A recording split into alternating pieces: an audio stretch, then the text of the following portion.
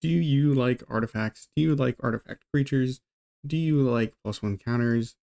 Do you like tokens? If you answered yes to one or more of those questions, this might be the deck for you. The deck is built around Cayth. Famed Mechanist is a 4-drop 3/3 that has Fabricate 1, so when it enters, you can either put a +1 counter on it, or you can create a 1/1 colorless servo artifact creature token.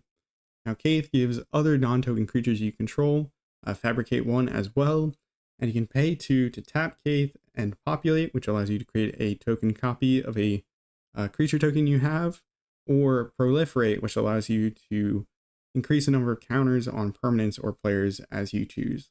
So that's Cayth. Now, the inspiration behind this deck is I was getting a friend back into Magic, and they used to play a deck that was all about artifacts, and we'll quickly take a look at that deck because I wanted to incorporate some of the cards and themes of that deck into this deck. Now, in this deck, you will see that there's a lot of artifact creatures. Well, all the creatures are artifacts. They have metalcraft, and there's one that was like a very notable card in that deck. It's Darksteel Juggernaut. Now, Darksteel Juggernaut has power and toughness equal to the number of artifacts you control. So it's really big. It also gets indestructible and has to attack each turn if able. So I really wanted to build this commander deck to make it so that we can find Darksteel Juggernaut, and if we can find Darksteel Juggernaut, we can make copies of it, make more copies of it, do crazy things with it. So that's kind of the goal of the deck. Now, looking at some of the other cards, there's also a bit of a theme with kind of counters, +1 counters, sacrificing artifacts, proliferating. You'll see, Ever-Flowing Chalice taps equal to the number of counters on it, or taps add mana equal to the number of counters on it. Ichor Wellspring, you can sacrifice it to Throne of Geth to proliferate, so you increase the number of counters. As well as you have like Spine of Ashaw, you can play it, destroy something, sacrifice it, it goes back to your hand, and you can replay it. Now, how do I incorporate those strategies into the deck? We'll get to it when we talk about individual cards. Before we go through the cards, I will say there's going to be a budget section towards the end of the video. It should be timestamped in the description, where we cut down the price of the deck pretty significantly. So if you're looking for a more budget option, just stay until that section. But before we do that, I want to talk a bit about how the deck plays overall, or one major tip that I have with the deck. That tip is you really want to hopefully maybe hit like a 2-mana ramp spell and then play Cayth immediately.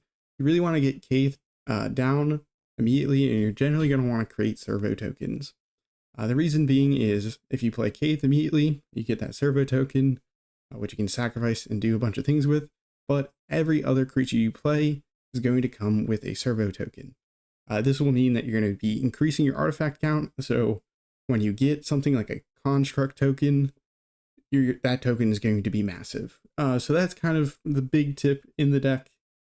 Besides that, you're going to want to, play out these artifacts. Hopefully you find something that can make a big token, populate it, and then you're going to try and beat in with those big tokens and stuff like that. It's not anything crazy. Is the deck perfect? Probably not, but hopefully it's good fun regardless. Who doesn't love making really large creatures? So we're going to go through the sections of the deck, and then we'll go through the cards individually. For the sections, some cards kind of fit into multiple kind of categories or sections.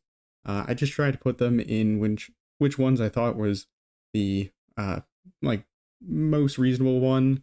And then there are some cards that don't really fit particularly well in the section, so we'll talk about those eventually, or towards the end rather. So the first section are kind of bombs or cards that, have a bit of a big impact or didn't really fit well in the other categories. But of course we have Darksteel Juggernaut because that's kind of what the deck really wants to find. But besides that, we also have some other ones we'll go through. Every good deck needs to have card advantage, so we have a card advantage section. We have a series of clones, so that even if we don't have like a token copy of our Darksteel Juggernaut, we can go ahead and copy it or make a token copy of it. We have our counters related cards. These cards put counters on all of our artifact creatures or proliferate. We have our finisher, which like hopefully if we cast this, we should win the game. And then we have some protection, so if opponent's going to try and remove something, we can hopefully stop it, or if they have like a sweeper. And then every good deck, you want to put some ramp in there. Well, generally you're going to want to put some ramp in there if you're trying to cast big things, which this deck definitely is. So we have a significant ramp package. We have a bit of recursion, so if opponent removes something, we can get that card back. Speaking of removal, we have a section dedicated to removal, so if our opponents play something problematic, hopefully we can find an answer to it.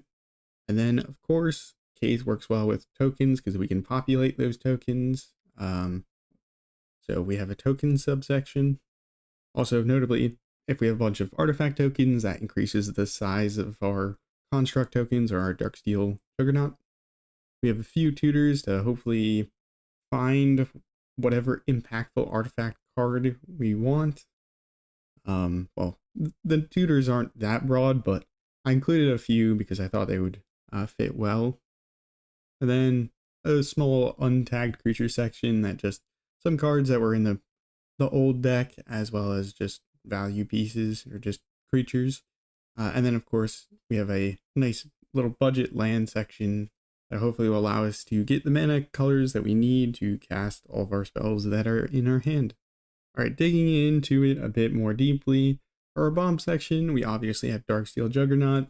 Its power and toughness is equal to the number of artifacts we control. It's indestructible, so it's just a really cool big beater in the deck. But we also have Audacious Reshapers. This is probably one of my favorite cards in the entire deck.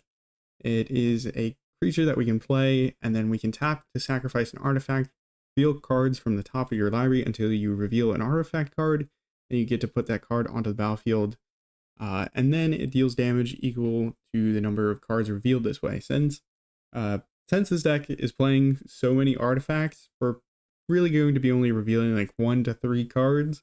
So we sacrifice a servo token that our commander made and get just a free artifact. That sounds like a really good deal. And you can just use this turn after turn after turn, which is really nice. So it's one of my favorite cards, as I said. And then this isn't like the biggest bomb, but I didn't think it really fit, particularly in any of the other categories, is Alibu. Gives other artifact creatures you control haste, and then whenever we attack with one or more artifact creatures, Alibu deals X damage where X, and you scry X, where X is the number of tapped artifacts you control. So we're going to have a lot of artifacts. If we attack with something, we can potentially do a bunch of damage to any target and scry a bunch. So that seems like a pretty big splashy effect, and so that's why it's in this category. Now one of the more arguably important sections is card advantage, and we have a real powerhouse in Skullclamp here. It works really well with our commander. We're going to be making a bunch of servo tokens, so we just pay 1, kill the servo, draw 2. Idle Oblivion. We're going to be making tokens pretty consistently, so we can just keep tapping this to draw cards. Long range sensor. This is not exactly card advantage, or it's a little bit more indirect card advantage, but it works well with counters, and I thought it was fun in this deck. It says whenever you attack a player, you put a charge counter, then we can pay 1, remove 2 charge counters to discover 4. So it's an artifact. Its counters can allow us to cast things for free. That's fun. Thopter Shop. It says whenever 1 or more artifacts creatures you control die, draw a card. It only triggers once each turn. Since we have some sacrifice sub themes in the deck, I felt like this fits pretty well into, or fits reasonably well into card draw, as well as like if you're blocking with a servo, that card will die and then we'll draw a card. So I don't think it's a bad inclusion in the deck. And then of course, Biden of Thassa seemed like it would work relatively well in the deck because whenever you deal combat damage, you may draw a card. It's also an artifact. So Memory Vault, this is one of our kind of sacrifice outlets. You sacrifice another artifact and you exile the top X cards where X is 1. plus the mana value of the sacrificed artifact. So if we're sacrificing servo tokens, this is really only exiling the top card, but maybe we have something like Thought Monitor that we don't care about. We can sacrifice that to Memorial Vault, and we get to exile the top 7 cards of our library, which would be pretty crazy. Now, Nexus of Becoming is a really fun one, because at the beginning of your combat, you draw a card, and then you can exile a creature or artifact from your hand. And if you do, you make a token copy of that. That's a 3/3 golem artifact creature in addition to its other types. So the reason why this card is really cool is, well, you can make your artifacts, just like random artifacts, into creatures, but also you make them into tokens, which is really what you're looking for with your commander. If we can make a token copy of Thought Monitor, for instance, we can populate that token copy and just get more copies of it. So in the case of Thought Monitor, when this creature enters, you draw 2 cards. So we just get these 3/3 flyers that we can pay to with our commander to populate and keep getting value. So that's Nexus of Becoming, and that's kind of Thought Monitor. Thought Monitor can be really cheap because we're going to have a bunch of servos, and then just 1 blue or a flying 2/2 that draws 2 cards when it enters. Now we have small clones section.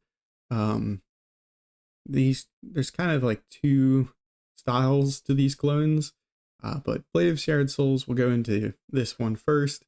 Has 4 Mirrodin, so you make a 2/2 rebel, and then you attach it to this equipment. And then Blade of Shared Souls says when it becomes attached to a creature, you can have, for as long as the equipment remains attached, you can have that creature become a copy of another target creature you control.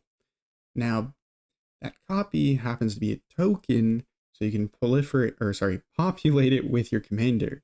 So for 3 mana, we can play this. If we have a Darksteel Juggernaut on the battlefield, we can have that token, when the equipment gets attached to it, become a copy of the Darksteel Juggernaut. And then we have a token copy of Darksteel Juggernaut that we can pay to populate with our commander. So that's kind of the hope with Blade of Shared Souls, is it's just really good for making token copies of whatever creature we want, and that we can then populate with our commander. So that's the dream with Blade of Shared Souls. Now, Moonlit Meditation is another really fun one, because it does sort of similar things in the sense that we can turn any kind of artifact or creature into a token copy, because we can enchant an artifact or creature you control, and the first time you would create 1 or more tokens each turn, you may instead create that many tokens that are copies of the enchanted permanent. So say we play this on our Darksteel Juggernaut. When we trigger our commander's, when we make use of our commander's ability to give our creatures Fabricate, we can make a servo token, but that servo token will get replaced, or we can choose to replace it with a token copy of whatever Moonlit Meditation is enchanting.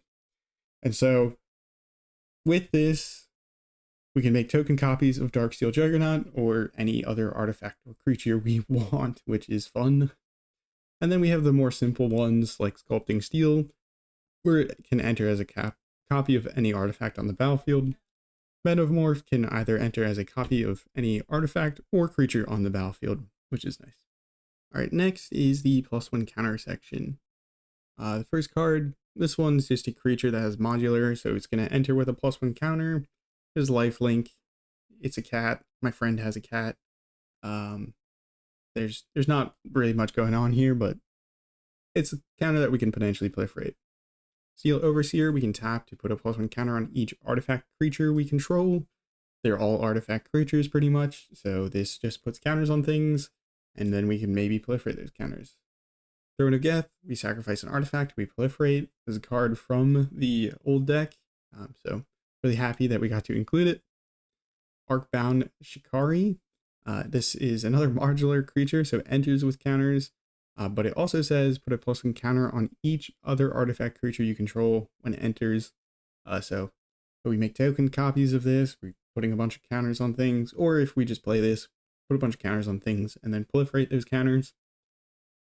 Speaking of proliferating, we have Patrolling Peacemaker. It enters with 2 counters, and then whenever an opponent commits a crime, proliferate. Crimes, if you're unfamiliar, is basically whenever the opponent does something that targets exiling something from an opponent's graveyard, countering a spell, removing something, dealing damage to a target. It's complicated, I don't know. Surge Conductor, whenever another non-token artifact you control enters, proliferate.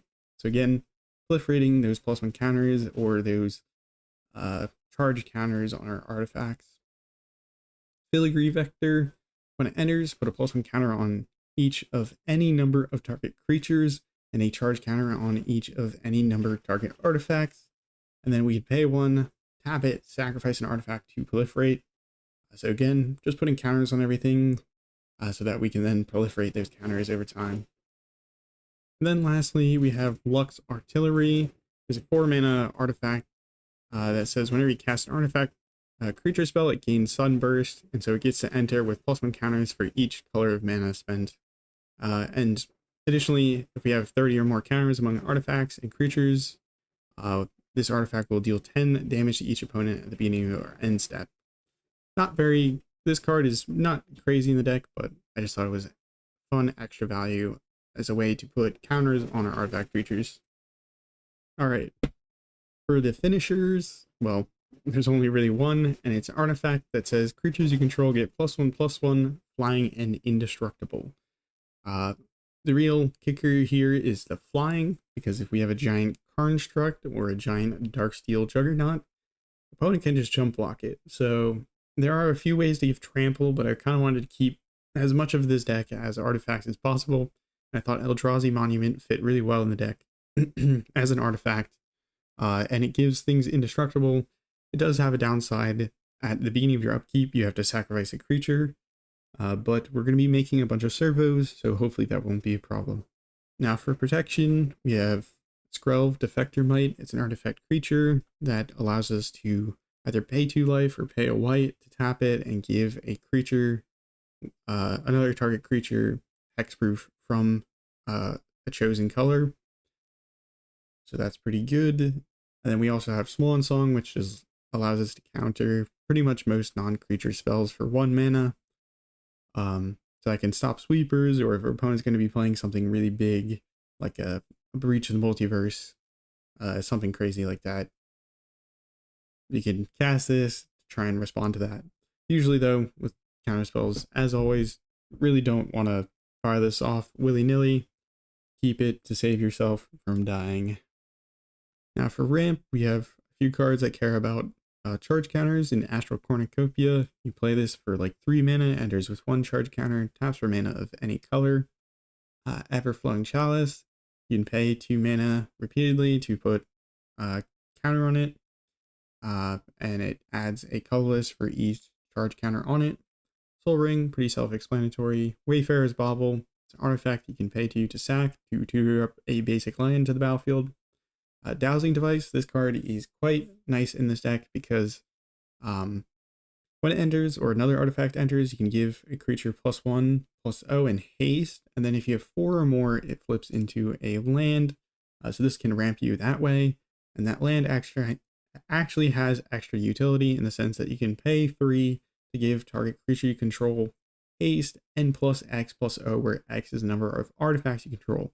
So if you have just a bunch of artifact creature tokens and a Thopter, you can put that massive pump onto a Thopter, and maybe you'll get to connect with an opponent, so that can be a pretty big hit thanks to Geode Grotto.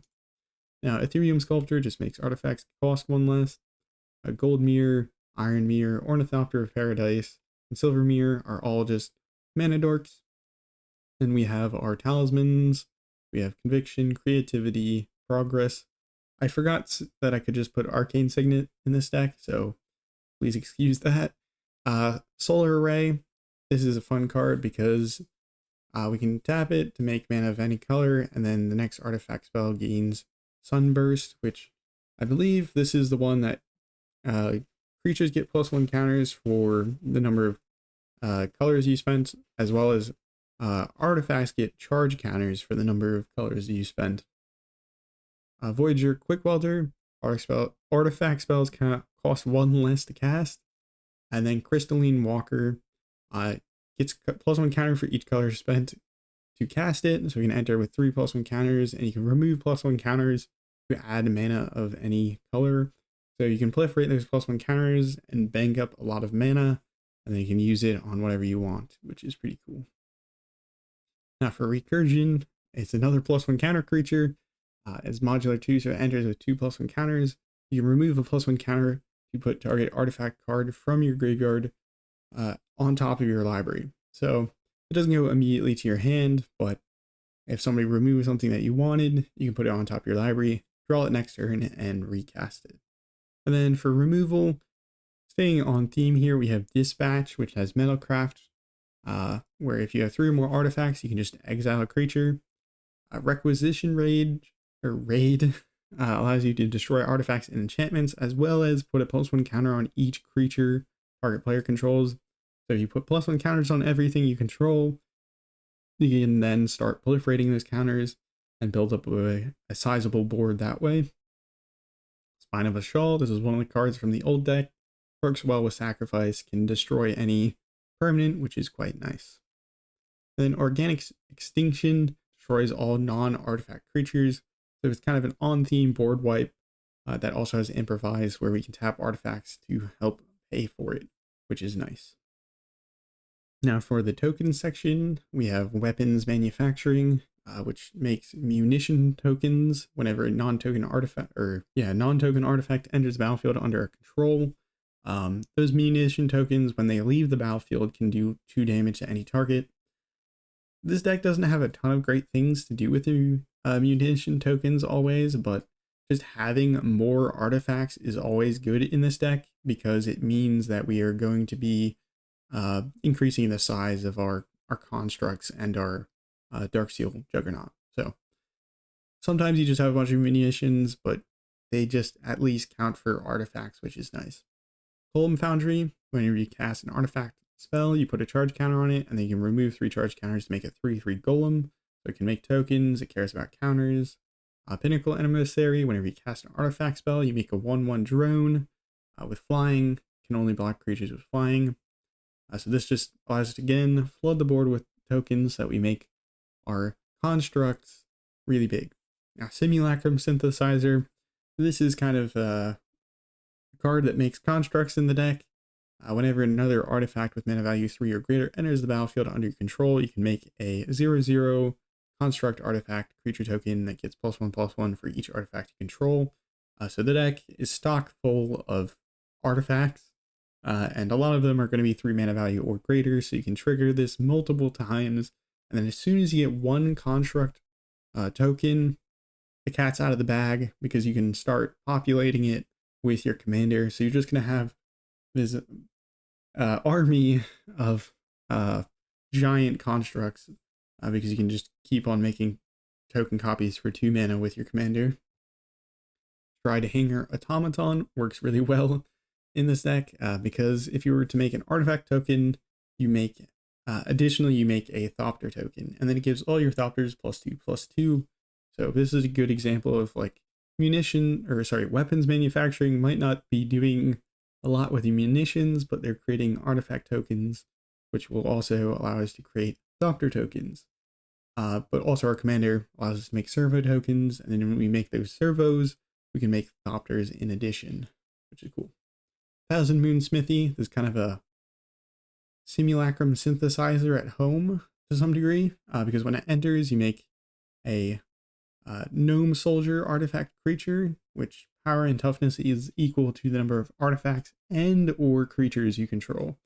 And then if you flip it to the land by tapping down 5 artifacts or creatures, you can get this land that says whenever you cast an artifact or creature, using the mana from it, you make another one of those gnome soldiers. So make a really big token. As soon as you make one, you can start populating it with your commander. Very cool.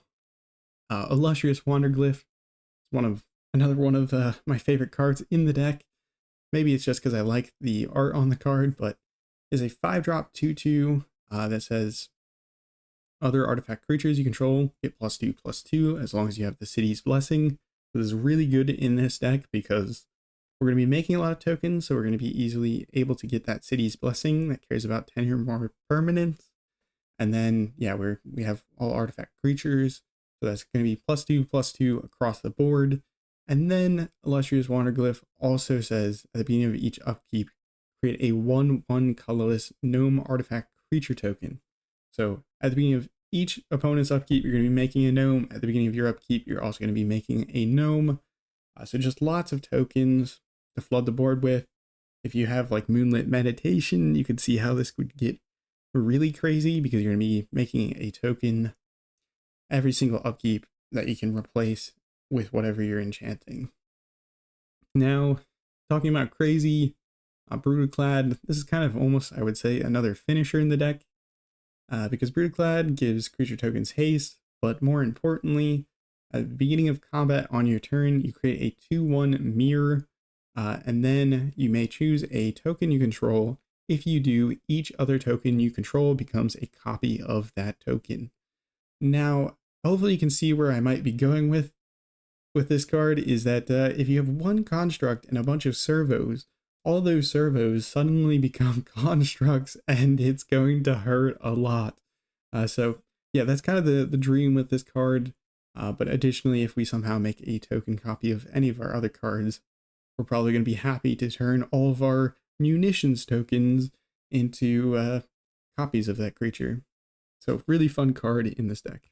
Now for our tutors, Goblin Engine here is in this deck partially because my friend's an engineer, so I thought it'd be funny to put this card in, but it also works really well in the sense that it allows us to put a artifact card from our library into the graveyard when it enters, and then we can get artifacts back from our graveyard by paying 1 red, tapping it, and sacrificing an artifact, and we're allowed to return an artifact card with converted mana value 3 or less. So usually if you play this, you're going to grab the Simulacrum Synthesizer, put it into your graveyard.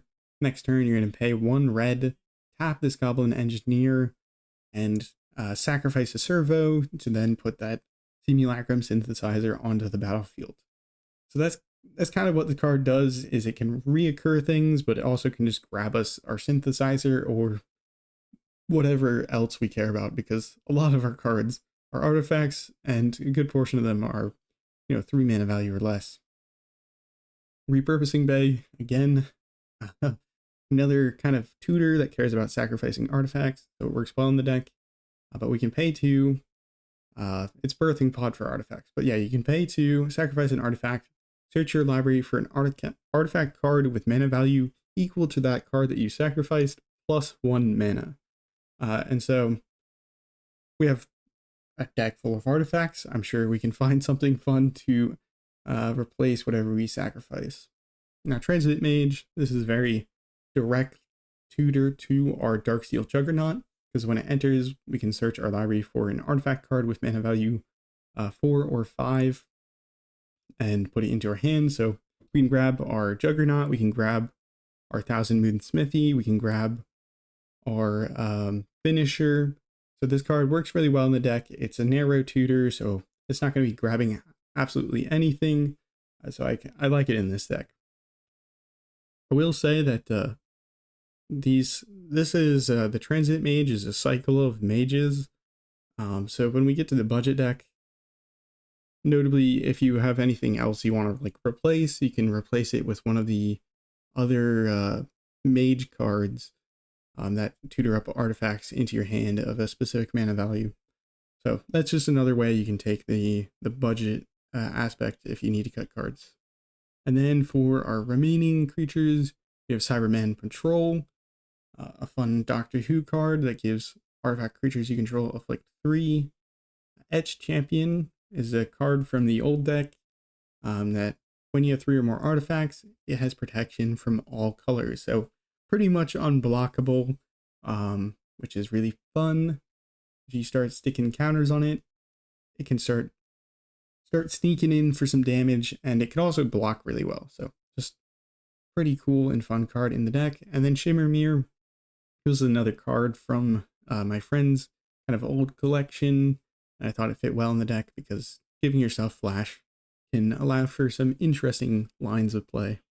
And then lastly, for the lands, got some pain lands. We have Archway of Innovation, which is pretty budget friendly. And if we pay 1 blue and tap it, we can give the next spell we cast Improvise, which allows us to tap down artifacts to help pay for the generic mana in the spell. Clifftop Retreat, Command Tower. Another utility land in Quarry Mountain Monastery. If we have a plains or island, enters untapped, and then we can pay 4 to exile the top card of our library. Again, this card's pretty budget friendly. Works really well in this deck because it's usually going to be untapped. More just kind of duels. We have Monumental Henge as another kind of budget friendly utility land. We can pay 4 to tap it, look at the top 5 cards of our library, and reveal a historic card from among them to put it into our hand. And artifacts are historic, so if we have nothing to do, the Henge can maybe help us out. And that is it for the land base. And that is also it for the kind of main deck here. You'll noticeably see that it's around like $130 in its current revision. Now, to make it more budget friendly, I will show some of the kind of changes that you can make to the deck, and I'll have another a budget list hopefully linked in the description or other deck list as well. So let's go through that deck, or the changes rather. So for this, the changes that I made for this deck brought it down to around let's say $55. So a significantly cheaper version of the deck, but it's going to still do a lot of the same things. Let's talk about the cuts to the deck. So these are the cards that are cut from the deck.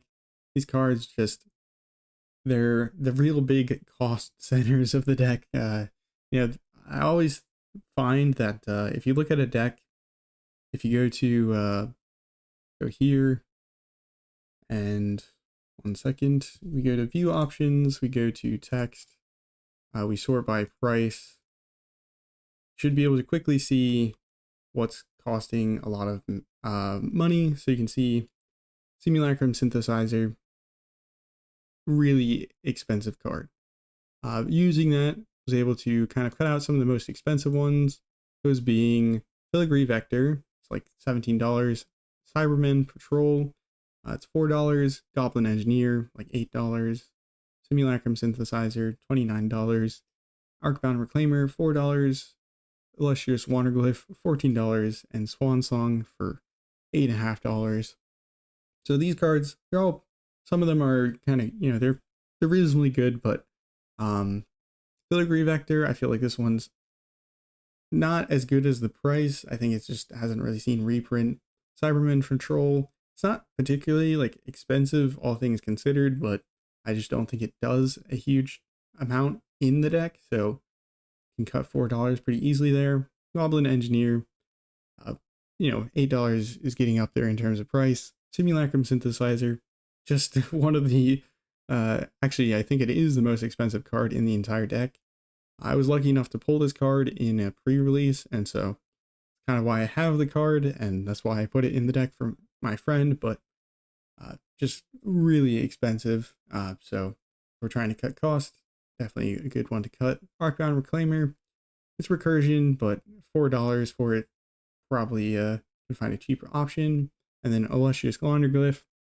This is one of the few ones of this kind of expensive card list where I'd say, if you can, you might want to include this one, just because maybe I'm obsessed with this card, but giving all your creatures +2/+2, and then just making more artifact tokens, I think it's just really good value. Swan Song, this is, I didn't realize that there was a cheaper option at the time, and I had a Swan Song lying around, and so that's part of the reason I put it in the deck. Now for the replacements, talking about Swan Song, replace it with Offer You Can't Refuse. And then for another notable replacement, for our Recursion, just put in Trash for Treasure. That's 3 mana, sacrifice an artifact, return an artifact from your graveyard to play. So if we need to get something back in a pinch, we can use Trash for Treasure. And then besides that, a lot of the cards here are either like big things, make big tokens. So Master of Ethereum, it's going to power and toughness equal to the number of artifacts, so it's really big. And then it gives other artifact creatures +1/+1. So this is a really good card to make tokens copies of. Honestly, maybe it should be in the original deck list, but pretty good in that regard. Sign of Urza. Again, maybe this card should be in the original deck list, but we can just play it for 4 mana, -2 to make a construct. And then we can start populating those constructs. That's really what we mostly care about, but it's still going to help us, find cards and stuff like that. And then Dig Site Engineer. Whenever you cast an artifact spell, you may pay 2 to create a construct. So if we have extra mana and we can figure out how to work this in, once we make one construct, we can just start populating them with our commander.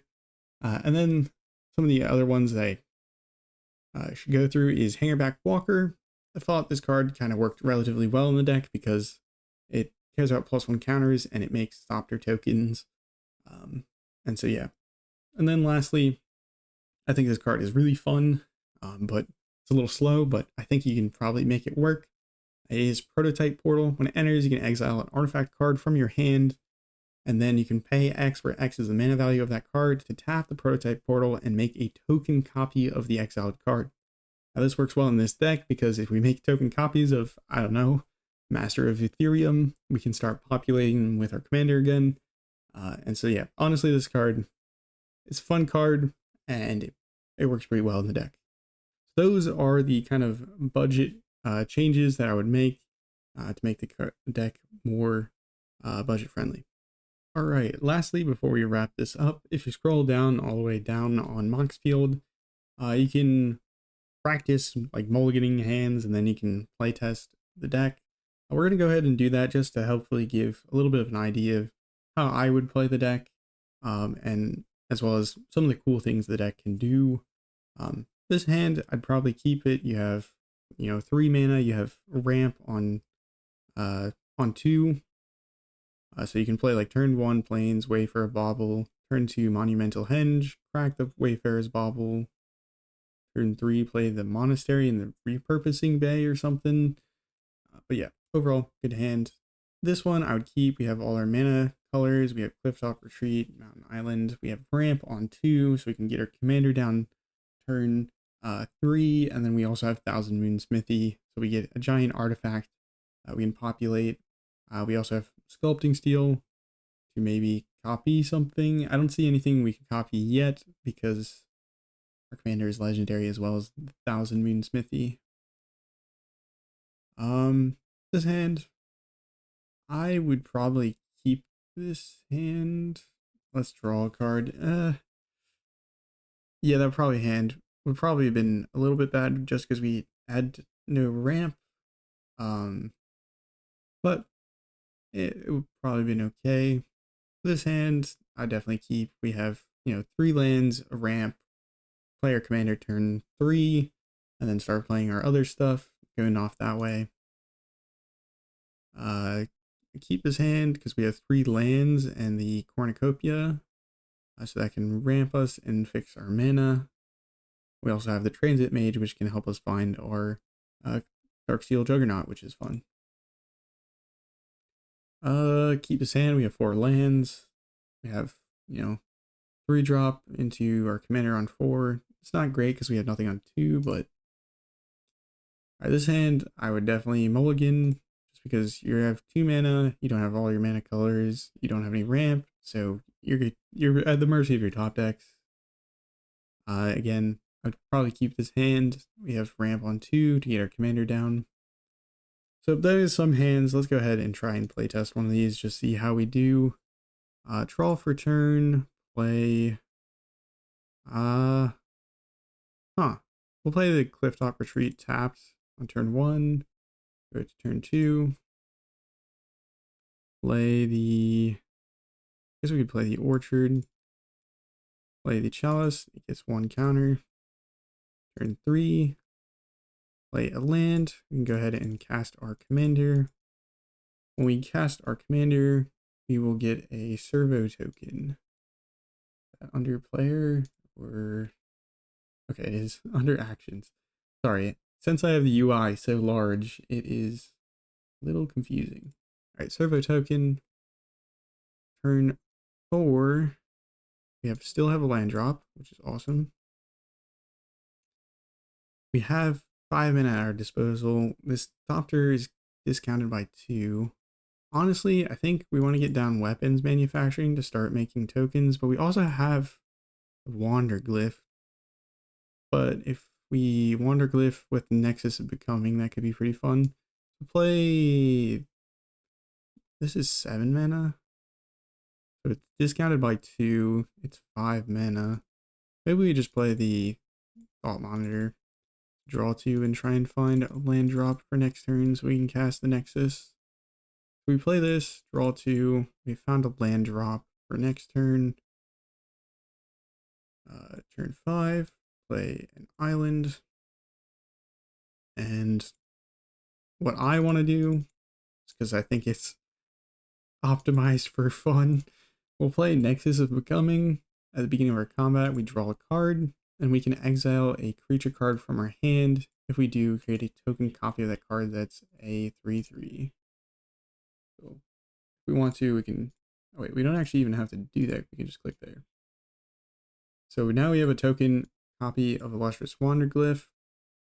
Notably, I forgot to make a servo token when we had the Thought Monitor enter, and then at the beginning of each upkeep, we will make Wanderglyph gnomes. And then when it gets back to our turn, I'm just kind of shortcutting at this point. When it gets back to our turn, if we still have our Wanderglyph token, we could pay 2 to populate it, and then we get another one. And so now all of our creatures are getting +4/+4, and we're making 2 gnomes at the beginning of everyone's upkeep.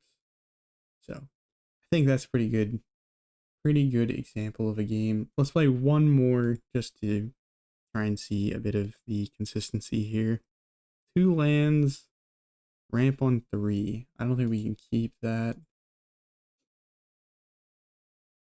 3 lands. Not all of our mana colors. We could try and keep it, but I'm inclined to just mulligan. Even if we have to go down a card, I think it would probably be worth it.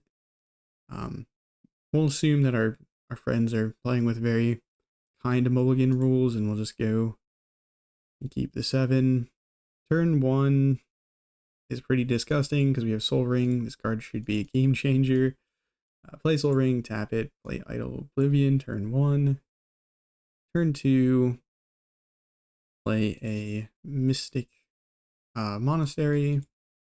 And I guess we'll play a Patrolling Peacemaker, enters with 2/+1 counters. Turn 3, we can finally play our commander. We would have lost the life from our Attic-Our Waste. We lose another life. Player commander, we have 1 mana floating. When it enters, we go ahead and take the servo option for Fabricate. We'll draw a card from Idle Oblivion. And boom. Pass the turn, go back to us. We'll play an island, I guess. And then we can just play Darksteel Juggernaut. And when we play it, we will create another servo token, tap the Idle Oblivion to draw a card. Okay, we have a thing for next turn, which is nice. How many artifacts do we have? 1, 2, 3, 4, 5, 6. So we have a 6/6 indestructible on turn 4. Thank you, Soul Ring. But yeah, that's a bit of how the deck plays. That is going to do it for this Cayth Mechanist Artifacts deck. Hopefully you enjoyed it. Let me know your thoughts down in the comments below. If you have anything you would add, or if you have any decks or commanders that you think I should check out, do let me know. And have a nice morning, evening, night, afternoon, wherever and whenever you're watching. Take care of yourself. Ciao.